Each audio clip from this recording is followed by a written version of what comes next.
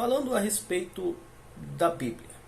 A Bíblia, ela é a palavra de Deus. Como está escrito em Hebreus, capítulo 4, verso 12, o seguinte: porque a palavra de Deus ela é viva e eficaz, e mais penetrante do que qualquer espada de dois gumes, e penetra até a divisão da alma e do espírito, e das juntas e medulas, e apta para discernir os pensamentos e intenções do coração.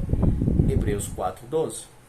A Bíblia, ela é a palavra de Deus, ela é a revelação de Deus de maneira escrita. A Bíblia, ela é a arma, a bússola do cristão, como também é o alimento da vida cristã, o pão espiritual.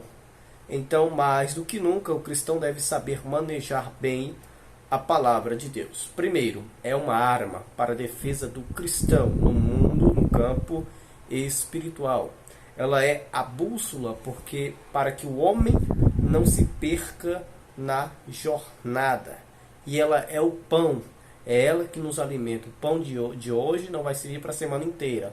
O pão de hoje serve só para hoje. Então, quanto mais você se alimenta da palavra de Deus, mais fé, mais estrutura espiritual você tem para caminhar.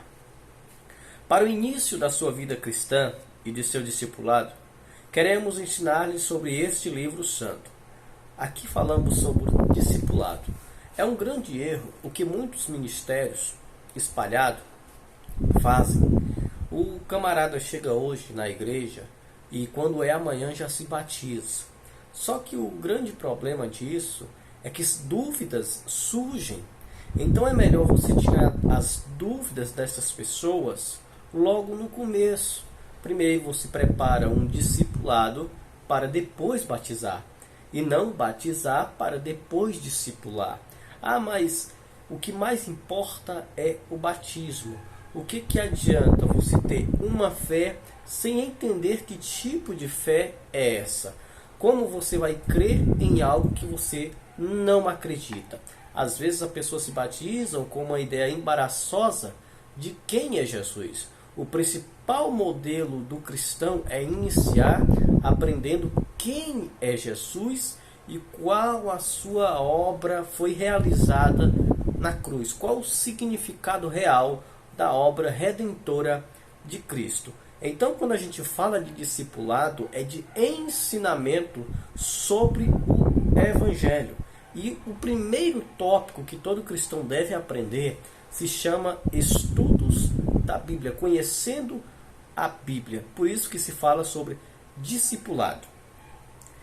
Quando somos discipulados, somos preparados para saber usar as Escrituras, dando-lhe as noções básicas, como também mostrando a importância deste para o seu dia a dia. Ou seja, quando aprendemos as escrituras, vamos aprendendo as lições que devemos colocar em prática no nosso dia a dia. Pois a Bíblia contém escritos os nossos fundamentos da fé e prática. Então, nas escrituras está o conhecimento da fé e prática da nossa crença. Então, os principais comentários. A palavra Bíblia, que procede da palavra grega biblion, significa livros pequenos. Livros estes que foram escritos originalmente em papiros, feitos de junco, ou em pergaminhos, feitos de pele de animais, tendo inicialmente formatos de rolos, que eram presos a 2 cabos de madeira, tendo uma largura de 30 centímetros, e côndices, papiros que eram presos por uns aos outros, formando um livro nos moldes de hoje. Então, os primeiros livros eram escritos em pergaminhos. As primeiras escritas não eram em Bíblia, neste papel que nós temos hoje, em pergaminhos. O côndice é papiros que eram presos uns aos outros, formando um livro nos moldes de hoje. O autor da Bíblia é o próprio Deus. Só que este tem cerca de 40 escritores. A Bíblia é composta por 40 escritores de diferentes épocas, lugares, camadas sociais e diferentes conhecimentos, pois uns eram reis, outros profetas, outros pescadores ou boiadeiros, médicos e etc.